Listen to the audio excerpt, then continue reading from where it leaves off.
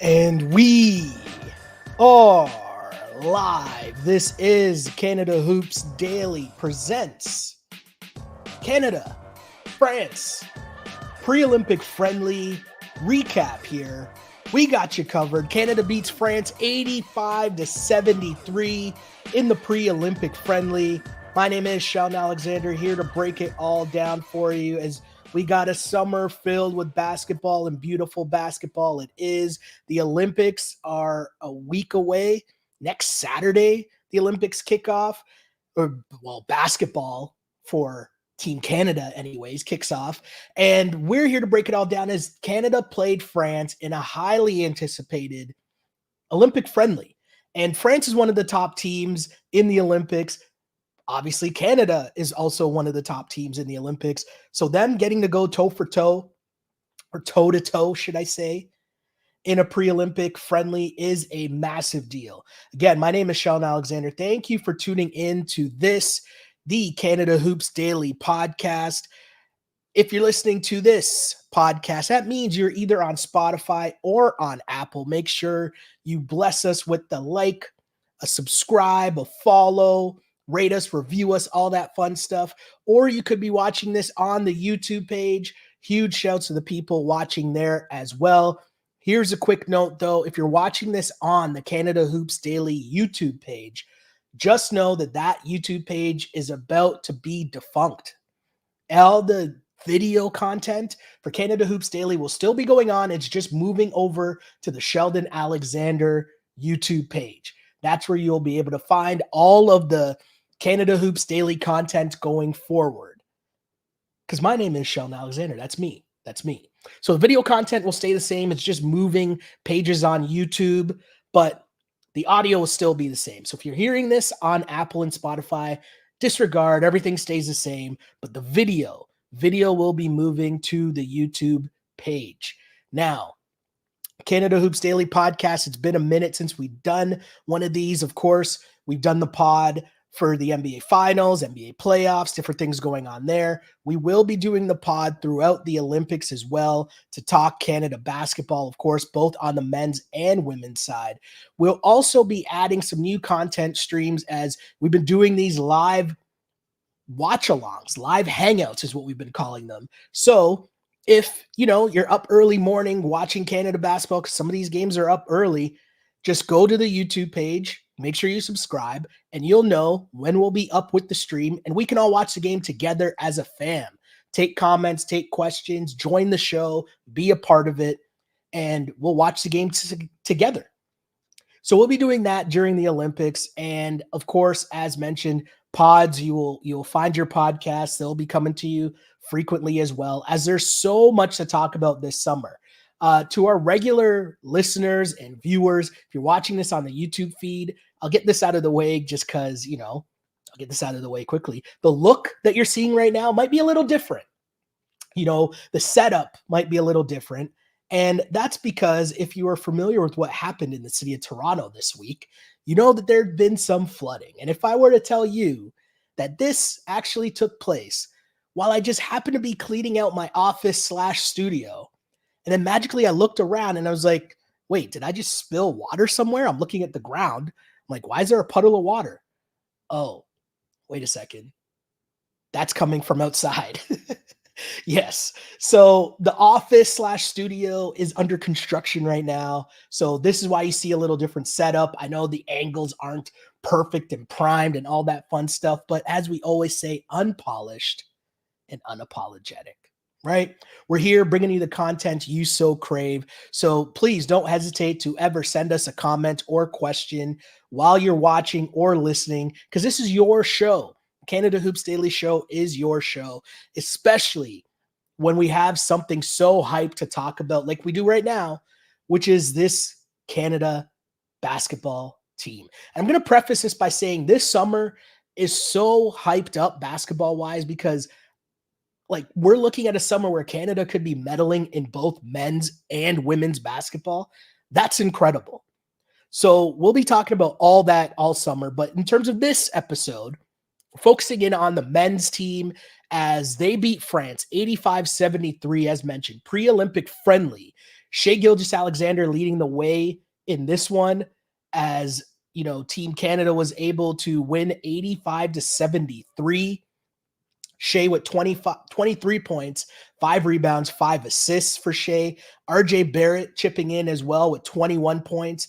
Kelly Olynyk had 14, Nembhard with 10. We saw a little bit from everyone on this team, and I think that is a key point going forward, meaning the way that Canada is going to be successful, if Canada is to indeed medal in this tournament, it's going to be because of their depth and because of their defense. Two things that we saw on full display in this game, and the depth portion of it. I mean, Andrew Nembhard being able to play in this game and play for Canada this summer is such a huge boost because it takes so much of the ball handling responsibilities, ball creation responsibilities, and pressure off of Shai. We know Shai's that dude. We know Shai can get busy and get buckets on demand. But the way that Canada is going to win, it's going to be because of the collective. Everybody's going to have to buy in and play defense. You'll notice Luka's not in this tournament, right? Luka on his own couldn't do it. You're going to get a good glimpse of Canada versus Greece in their first Olympic Games, in the first game of the Olympics, pardon me. And you're going to see Giannis, and he's going to have to try to do it all for himself for Greece. Now, I'm saying this, and I understand the weight of what I'm saying, but facts don't lie. Shai is all NBA. He was nominated for MVP in the league. So saying that we have one of those guys as well on Team Canada is just facts, right? It's just facts. So having one of those guys, but now knowing he doesn't have to carry so much responsibility on his own is such a huge factor. Now, part of the reason why he might not have to carry a bunch of that responsibility on his own is because Jamal Murray is supposed to play as well. And a lot of panic swept throughout Canada basketball circles of fans and media when, it was announced just before the game that Jamal Murray was not going to play. Canada basketball tweeted out the following, said guard Jamal Murray, rest, will miss tonight's exhibition game against France as a precaution. Murray rejoined the team earlier this week in France. His condition will be updated as appropriate. So you have people worried because, he played a bit in the USA game, and for him to not play in this game, you only got a couple pre-tournament tune-ups, and for him to not play, you have some people worried because we've been waiting for Murray, waiting, and it hasn't happened yet. I am not worried yet. I just think that what's happening is, if you go back to the draft, during the NBA draft, it was reported by Woj, I'm pretty sure, that the Nuggets and Jamal Murray were close on a contract extension. That obviously has not been finalized and has not happened yet. If you pay attention to some of the other storylines that have been going on, whether it's, you're dealing with Kawhi Leonard and what happened with the Clippers, or you're dealing with what just happened with Zach Edey and the Grizzlies, and the Grizzlies not wanting him to play for Team Canada anymore. You look at that and you can see there's probably some back and forth going on between Murray's camp and the Nuggets. And so this is just my assumption. I don't have any inside information. I'm not reporting this. I'm just curious and wondering if this could just be as simple as Jamal Murray wants to play for Canada. The Nuggets are like, well, we're about to give you like hundreds of millions of dollars, right? We might not want you to play in the Olympics, or we might be, hesitant about you playing in the Olympics. We're not really sure how we feel about you playing in the Olympics as we're about to give you all this money. And he's coming off like he's had a couple years of injuries, right? That's why he didn't play for Canada in prior seasons. So I understand all of that. But if there's a compromise and Murray wants to play and they're going to allow him to play, I see a scenario where they're like, hey, maybe we're not going to play in these Olympic tune-up games, or we don't have to play in all of these Olympic tune-up games. Maybe we'll save all the bullets for the actual games that matter in the Olympics. And if that's the case, I'm okay with that. Jamal Murray's role on this team will just be to get busy and get buckets, right? Like that's what you need him for. You need him for when things break down, when you're struggling on offense, you're in a big time matchup against one of these big time teams, game on the line. You need someone to hit a big shot. Shai's double teamed or he has to kick it out to someone. That's what you need Jamal Murray for, right? You don't need him in this pre-Olympic friendly. So I understand that. I get that. Now, if he doesn't play against Puerto Rico on Sunday, will I be worried then? Still not really, because he's there, right? Like I can't fathom this decision unless he's injured, right? Or unless some injuries popped up. I can't imagine that like he's just hanging around, and they haven't made a decision yet.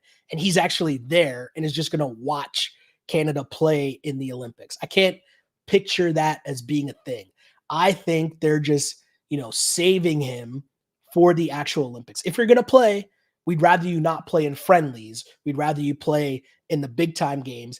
And we've seen this before. If you go back to, Steve Nash's career with Canada basketball as a player, there were some seasons where he might not have been on a full-on minutes restriction, but they clearly weren't, playing him the full 40-minute game, right? They clearly, which, I mean, you would because Steve Nash was that dude and you needed 40 minutes from Steve Nash if Canada was going to compete. But you know what I'm saying? Like we saw moments of where they were careful with Steve Nash's minutes. On this team, you have a lot more other options, right? Like you don't need, as clearly indicated today with the 12-point win over France, one of the top teams in the Olympics, you don't need Jamal Murray to play in a friendly. So I'm actually okay with them sitting him out. I'd rather him play in the Olympics than play in the friendly. I'm not worried about that yet. So we'll hold on that.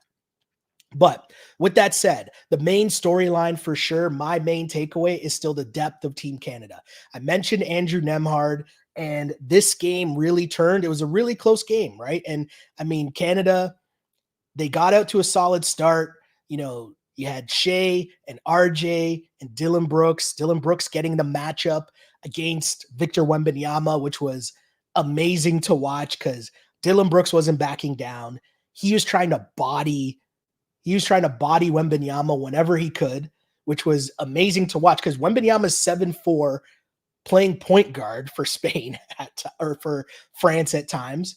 And he has the handle. And then you saw moments where he was working so hard against Dylan Brooks that he finally just went to turnaround jumpers, which, nobody's blocking your shots. So if you just put him in the post, in the mid-range, he can turn around and hit that shot every single time.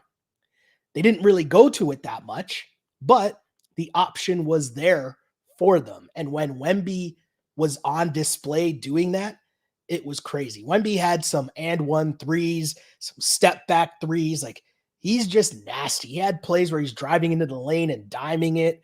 And if you're Dylan Brooks, all you got to do is just make life difficult, which he did. And Dylan Brooks was getting booed in France, which I thought was hilarious. But like, if you're on the same side as Dylan Brooks, you love seeing that intensity. You love seeing just the ferocity that Dylan Brooks plays with, right? Like Dylan Brooks is not backing down. He's not afraid of anything. And he's just ready for that matchup. And seeing, he had certain points where Wemby seemed to have things going, and you saw a double team being thrown at Wemby, and you have Lou Dort and Dylan Brooks running at him. And there's your reminder of, oh, wait, the depth of Team Canada on both ends of the floor is crazy, right? Imagine that double team of Dylan Brooks and Lou Dort coming at you. Wemby fumbled the ball, and it ended up in a turnover. And that's just a glimpse of what Canada is capable of because their added depth means they'll be able to play better defense, right? When Lou Dort comes in, Lou Dort now coming off the bench, we saw a couple years ago Lou Dort starting, right? Lou Dort's coming off the bench. He can just go 1,000 miles an hour, running around, playing defense even more so than he normally would because he knows that, there's other guys who are able to play as well. like I say this a lot on the pod, so apologies to our regular listeners, but you know, basketball isn't as complicated as we make it at times, right? Like if you're Shai Gilgeous-Alexander, your main responsibility is to cook, get buckets, and create offense for Team Canada, right? But also part of your responsibility is to guard. Now, it's very hard to exert all your energy on both the offensive and defensive ends at a very high level if you're playing the majority of the game. Like the ability to do so, very few people can do that, right? But now with this team having depth, Shai getting to share some of that responsibility of offensive creation with Nemhard, with Jamal Murray when he's in the lineup. That then allows Shai to up his energy level on the defensive end as well. And stress this, Canada's ability to win and medal is going to come at the defensive end. So having all these guys, right, when you're able to throw out Shai and RJ, Dylan Brooks, Lou Dort, then you have Nikhil coming off the bench with Nemhard off the bench, Lou Dort off the bench. All these other teams and their guards are in trouble. And if you pay attention a lot to international basketball, right, a lot of these teams, they win with guard play. And if you're Team Canada and you're able to throw out all of those guards who are going to stretch the floor and play defense, pick you up man to man, make your night a living hell, you're just upping your chances to win if you're Team Canada. So that's where the depth comes into play. I thought Nemhard and them played really well. There's that third quarter where I thought, the bench really extended the lead. To start the second half, Canada was up at the half. I think it was 44-40.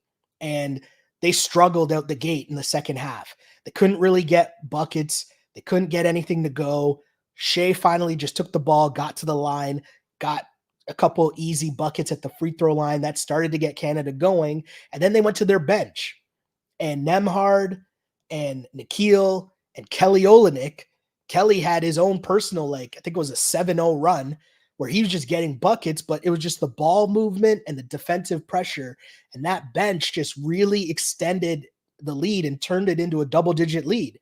And, RJ was on the floor with the bench, and you saw a little bit of the chemistry between RJ and Kelly. And obviously we know they've been playing multiple summers together, but also now they play together on the Raptors to add to that level of chemistry that they have. And it's just such a beautiful thing to see, because when Canada got it going and they started going on that run and it's their bench, I don't know how much people have been watching Canada basketball the last few summers, but normally when Shai goes out, they struggle to score the offense. And that's obvious. That's an obvious thing. Shai's one of the best scorers in the world.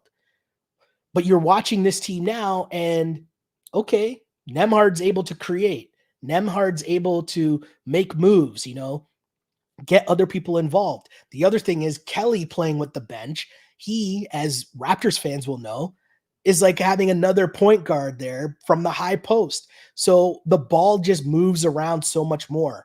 And then you have scoring opportunities for Nikhil, for Lou Dort, for Nemhard, who, few guards can stay in front of him.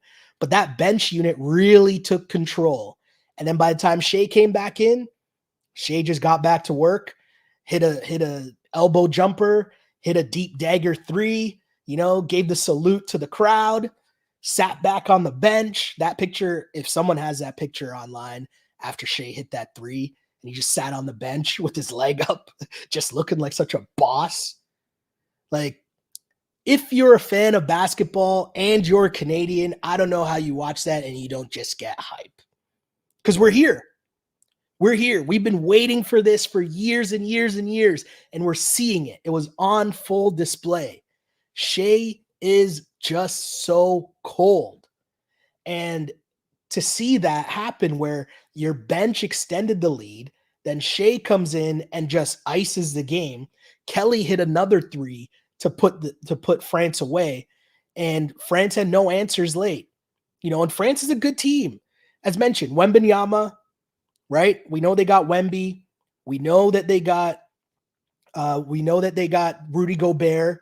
And if you watch France's other games, right? France has played in some other friendlies already, right? Leading up to this game against Canada. They were running a lot of the two-man game, a pick and roll with Wemby and Gobert. And Gobert was getting his dunks off, right? Like they were just running the pick and roll, throwing it up at the rim. Few teams are able to stop that pick and roll because you can't really stop the pass from Wemby. You can't stop the dunk from Gobert.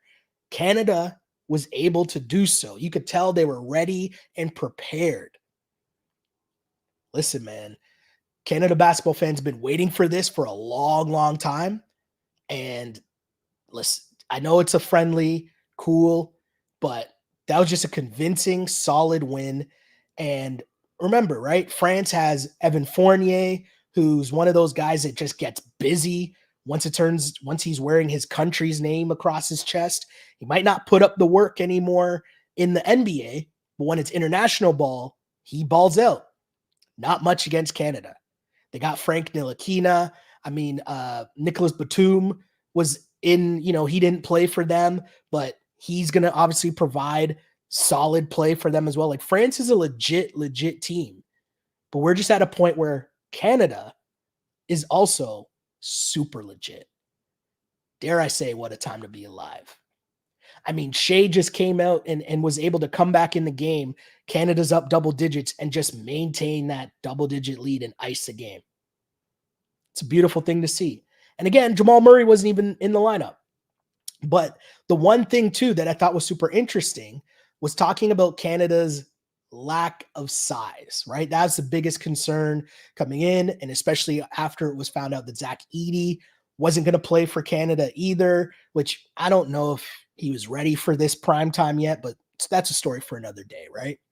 But, Dwight Powell starts, and Dwight Powell had the tough matchup against USA. We saw that. And him and Embiid got into it a little as Embiid doing his cheap shots.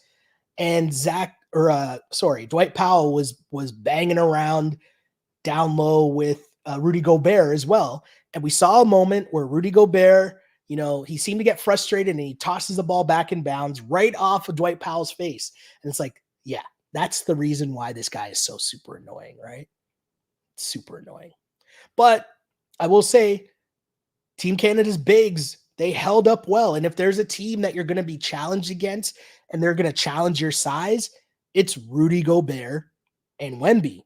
And I thought Canada did a really good job. So credit to Dwight Powell, mentioned Kelly Olynyk, but Trey Lyles is another key addition to this Canadian team, right? Because Trey Lyles gives you the versatility that you could play him at the 4 as well. And now you almost have two big guys or two undersized big guys as your front line instead of just having one and then needing that to be RJ or Dylan Brooks, right? You almost slide RJ and Dylan Brooks down a peg. So now they're a pretty big wing who can now also help you on the glass. So you become bigger collectively as opposed to just having the one other big guy in Zach Edey. You know what I mean? Does that make sense? And Kem Birch got a lot of minutes, got a lot of run, and you just need him to be a big body. And it was good to see Kem Birch back out there after dealing with injuries for so many years in a row. It was dope to see Kem Birch out there and contributing. All in all, a good look for Team Canada. And, I thought it was a great start. You're playing against a tough team in France. France hung around for a bit, but the depth of Team Canada was just too much. Again, 85-73 win, pre-Olympic friendly. Shai with 23, 5-5. RJ at 21. Kelly Olynyk with 14. Andrew Nembhard, solid performance off the bench. Got to give credit to Olynyk and Nembhard leading the bench mob. And Dylan Brooks with 8 points. Again, no Jamal Murray, but Canada saying he was just resting, which I'm totally okay with. If that means we're getting a Jamal Murray ready to cook in terms of the actual Olympic Games, like we're going to need those buckets against Giannis, cool. I'm okay with that. A great showing for Team Canada, a great showing in terms of their big guys being able to go toe-to-toe with Wemby and Gobert. I thought Canada did a really good job there. Their depth was great. Their defense was there. And that's the part to remember. We know Shai can get buckets. We know Jamal Murray can get buckets. But Canada, if they're going to hit the podium, hear me now, watch it later on. It's going to be because of their collective depth and defense. Lou Dort, Nikhil, Dylan Brooks, Nemhard, those guys coming off the bench and being able to guard on the perimeter and just wear down the other team. That's going to be where games are won and lost for Team Canada. That, and of course, like every other basketball game we watch nowadays, shot making, right? As the 3-point line is everyone's friend. But great game nonetheless. Thanks to people tuning in to watch this pod. We're wrapping things up we will do wrap-up pods for most of the games. It just depends on schedule, timing, all that fun stuff. But as mentioned, if you want to watch the games, because I know some of these games are at weird times for Team Canada, we'll be doing live streams. We're calling them live hangouts. So we'll watch the game together. I'll bring different people on while the game's on. We'll talk about it. I'll take your comments and questions during the game. And again, depending on timing, we'll do a wrap-up pod like you're hearing right now that will end up on the normal Canada Hoops Daily feed, right? Wherever you get that feed and that podcast, whether it's on Apple or on Spotify, make sure you like, follow, subscribe, rate, review, all that fun stuff. Support the movement that is the Canada Hoops Daily podcast. And of course, another reminder, the video portion of this podcast, all Canada Hoops Daily video content will be available on YouTube, but on the Sheldon Alexander page. There will be no more Canada Hoops Daily YouTube page. It just makes no sense to keep splitting the feeds. So all the content will be under the Sheldon Alexander feed. Just a reminder for that as well. Audio peoples, keep enjoying as you've been enjoying as well. Send in your comments and questions. We'll be doing another watch along. So make sure you're subscribed to the YouTube page so you get that alert as Canada will play their final exhibition game against Puerto Rico in France on Sunday. And then, Giannis and Greece a week tomorrow, a week Saturday. The Olympics is here. What a time to be alive. We've been waiting so long for this, and now it's finally here. It's just amazing. It's amazing. I know I say I used to pray for times like this to rhyme like this, and it's like we used to pray for times like this to watch Canada basketball like this. It's amazing, and it was really cool too because I was getting more hype for this moment while Canada soccer was doing their thing a couple weeks ago or last week. What am I saying? Because it was just so cool, right? To see these programs take the next step and collectively have the nation cheering for different sports. It's just awesome. It's a cool thing to see. And I made the joke to a bunch of my buddies the other day because we went out to watch the Stanley Cup final and people were like, oh, are you cheering for the Oilers? And it's like cheering for Canada's team. It's like, I don't need the Oilers to cheer for Canada. We got a summer coming up of Copa America. We got the Olympics coming up. There's enough cheering for Canada. I'm a Leafs fan through and through. I don't need to cheer for the Oilers to cheer for Canada. And now here we are. A great run in the Copas for Canada's men's team. We got the Olympics coming up with the women's soccer team that's going to do work. We obviously just mentioned Canada basketball on the women's side as well. They're ready to do work and be in contention to medal. And of course, Shai leading this squad as well. We're going to be here to break it all down. Thank you for tuning in to the Canada Hoops Daily podcast. Reminder, make sure you like and follow the YouTube page, the Sheldon Alexander page, because we will be doing a live stream watching along with Canada against Puerto Rico on Sunday. We'll be doing more watch-alongs during the Olympics, probably for Canada and U.S. games, depending on schedule. Same thing for the women's Canada games. I want to watch those as well. So let me know. If you're interested in that stuff, hit me up in the comment section. Bless us with a like. Let us know what you like, what you dislike, what you want to hear, who you think the X factors are. Are you worried about Jamal Murray? Let me know. So many questions, so little time. But at the end of the day, it's summertime. What a time to be alive indeed. My name is Sheldon Alexander, and as I always say, I used to pray for times like this to rhyme like this. This is the Canada Hoops Daily podcast. As always, unpolished and unapologetic. Until next time, see ya.